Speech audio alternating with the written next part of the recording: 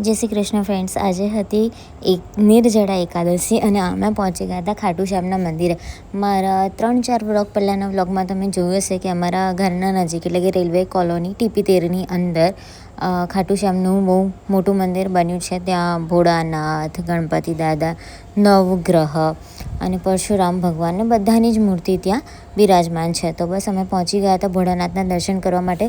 આ મંદિરની ખાસ વાત એ છે કે તમને અહીંયા બધા જ ભગવાન એકસાથે મળી જશે અને બંને 11 અહીંયા ભજન સંધ્યા હોય છે.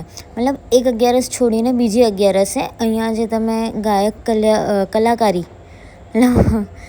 કલાકારને અહીંયા બોલાવવામાં આવે છે. ફિમેલ છે પણ ભજન બહુ જ મસ્ત ગાય છે અને તમે ભીડ જોઈ શકો છો. કહેવાય છે કે ભીમ 11 પણ હોય છે, એટલે કે જે બ્રાહ્મણો કે જે લોકો હોય એ ભીમ 11 કરતા હોય છે.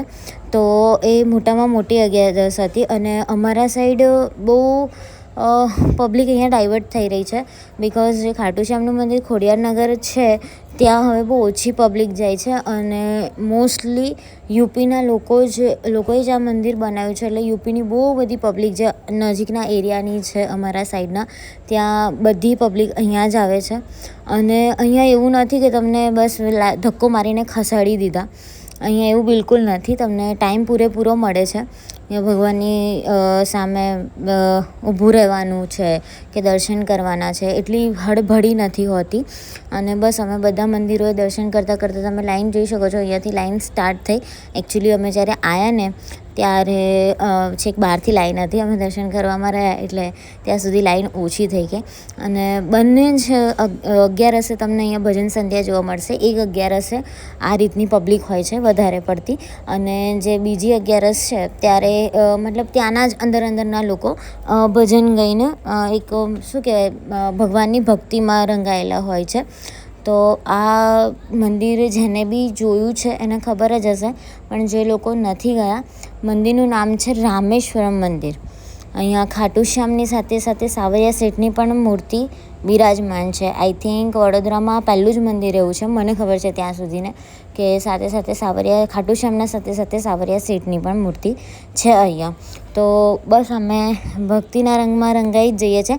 અને અમે છે ને 11ના દિવસે સાંજે જવાનું વધારે પ્રિફર કરીએ છીએ બિકોઝ મારા નાનીને પણ અમે લઈ જઈએ છીએ સાથે. તો એમને એવું હોય છે કે સાંજે જઈએ તો વધારે સારું, કે ભજનમાં બેસવાનો થોડોક ટાઈમ મળે. બાકી મોર્નિંગમાં તો એટલી બધી ઈચ્છા હોય નહીં. અને આ જે છે જે ભજન ગાય છે, આ લેડી છે, એનું વોઇસ બહુ જ મસ્ત છે અને બહુ સારા એવા ખાટુ શ્યામ બાબાના ભજન ગાય છે. ઓલમોસ્ટ બધા હિન્દીમાં જ હોય છે, ગુજરાતીમાં બહુ ઓછા એવા બન્યા છે અને આઈ થિંક સો બન્યા જ નથી. પણ જે બી બાબાના ભજન છે એ બહુ જ મસ્ત ગાય છે ને એકદમ દિલથી. એટલે તમને આમ ત્યાં બેસો ને, મતલબ તમે ત્યાં જાઓ ને તો તમને ઈચ્છા જ ના થાય પાછું આવવાની. અમે તો બંને 11 ભરવા જઈએ જ છે, કેમ કે હારે કા સહારા બાબા શ્યામ અમારા છે. એટલે એના આગળ માથું નમાવો એટલે ભલભલી મુસીબતમાંથી બહાર નીકળી જાઓ. અને આ મારો પર્સનલ એક્સપિરિયન્સ છે. અને સાથે સાવરિયા શેઠ હોય એટલે પછી વાત જ નિરાળી છે.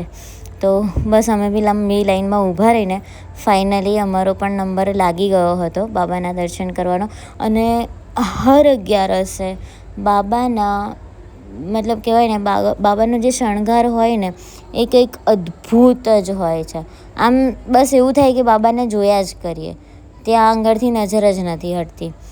અને હારે કા સહારા બાબા શ્યામ અમારા, એટલે એની આગળ કંઈ નહીં, દુનિયાનો નાથ છે એ તો, કંઈ ના કહેવાય એની આગળ. અને બસ પછી અમે દર્શન કરીને અહીંયા પ્રસાદી મળતી હતી, દૂધ અને ગુલાબ મિક્સ કર્યું હતું. અને લાસ્ટ ટાઈમ જ્યારે આમનું ભજન સંધ્યા હતી તો સાબુદાણાની ખીચડી આપી હતી. બટ આજે મોસ્ટલી બધાને નિર્જળા એકાદશી હતી, કોઈને નકોડી એકાદશી હતી.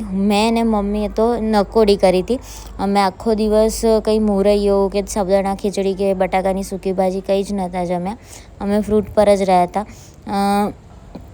અમે લાસ્ટ યર એક નિર્જળા એકાદશી કરી હતી, પણ આ વખતે થયું કે નહીં થાય બિકોઝ શું કહે, મારે તો જોબ હતી પણ મમ્મીને બી હવે એજ થાય એ પ્રમાણે થોડુંક ના એ થાય. એટલા માટે આ વખતે ભગવાનને પગે લાગ્યા કે હા અમારાથી નકોડી થશે એટલે અમે કરીશું. બસ તો પછી ભજન સંધ્યાનો આનંદ લઈ, પ્રસાદી લઈ, બાબાના દર્શન કરીને અમે લોકો પછી નીકળી ગયા હતા ઘરે જવા માટે.